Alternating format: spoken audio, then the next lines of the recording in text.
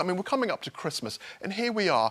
We've got two brothers who lost Diana, lost their mum, and they're fighting so publicly, which is sad. And we know that are Harry... they fighting? Because, like, has Harry said anything bad? Because William has stayed very quiet about the whole thing as well. Yes. So are they actually fighting, or is this actually the media again drumming up a fight? Well, I mean, I understand that William is saying that he is not going to watch it. He's not going to comment. We'll see. And we talked about that briefing, that secret briefing against each other. That's a really good point. Is it all a big storm in a teacup? That to be honest with you, I don't think they're getting on. I don't think they're talking. I think he's upset. You're exasperated there, Lisa. I'm exasperated. But like what? You've never been... You've met Meghan. I have. See, that's the thing. Lisa's hand was in the documentary. Yeah, weirdly enough, face. I appeared. I was in my onesie and my jammies, and I got like 200 messages. And people were like, "Oh my God, you're in episode 2," and I was like, "What?" Yeah, of course. The Xposé mic went in 2013. And you? There I am with Meghan Markle. I was sent on an assignment, like we all are, to interview your one-off Suits. I'd never seen Suits, so I was like, grand. It was another day at the office. I did a quick bit of research. I went and I interviewed her. She was lovely. She was affable. She was kind. Charming, she was generous.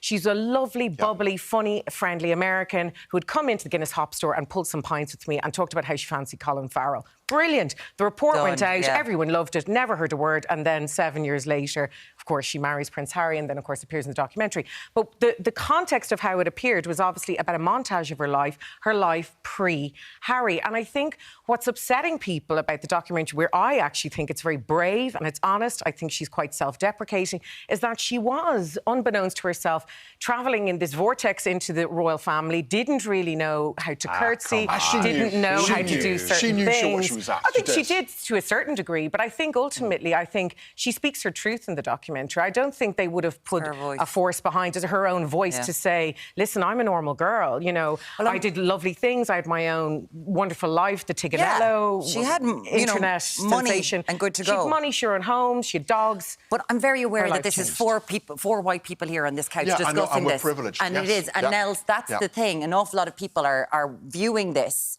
you know, because we've got a very white family, you know, the most established family that there has been in centuries. And we've got to view this through another lens, and that is the lens of the fact that Meghan is black. Yeah. Absolutely, I think that's an important thing here. She's black. She's black. She's also quite an interesting mixture of black and fairly dare I say middle class. Even though she comes from a divorce background, where she had a white father, a black mum. And she's lived a very, very interesting, dare I say, fascinating life. And she's come out on the other end of it quite well adjusted. And I think the royal family should have really treasured having her there. I think there were other parts of the documentary too that we're skipping over a little bit. That might not be that big, but it's something that gives us a bit of insight into actual life in the royal family, which was the cottage they were staying in Kensington Palace. And it pointed out that these guys were living in a place that I probably wouldn't even want to stay in myself or so. I thought it sounded, as they were describing it, to be quite a dingy little apartment they were living in. They were happy to actually get out of it. Hold on, Henry's having an attack. We had a row about this. And I agree with you. I mean, she was the first mixed race, the first black royal, and there was so much goodwill, and I was at that wedding in 2018. But at the end of the day, I know it was a cottage. Frogmore. Not Frogmore. This was Nottingham Cottage. It was a small, very, very small cottage inside Kensington Palace. I agree with you there, but at the end of the day, they were living in a palace, in a small cottage in London. I'm sorry. I mean, come on, you were given a free gaff. Henry, did you see the photographs in today's documentary? Like, it was a tiny kitchen. You would have to bend over if... My grandmother had a better apartment in Kensington. No, I mean, sorry, they were given a free gaff. That's the deal. I don't know. The deal is you get free gaffs. Henry, they're royal. And you get accommodation, you get Would you stop? Listen, they're royal, quickly, the King's coronation, will they be there?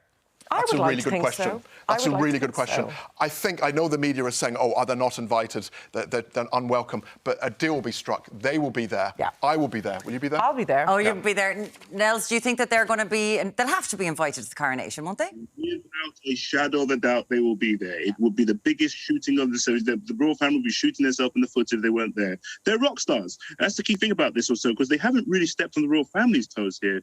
They've stepped on the toes of the president. Quite frankly, if I was a member of the royal family, if I was King Charles or somebody else and I was caught up in the fishbowl, I would actually, what I've seen so far, I'd actually be quite pleased and think that's quite helpful to me.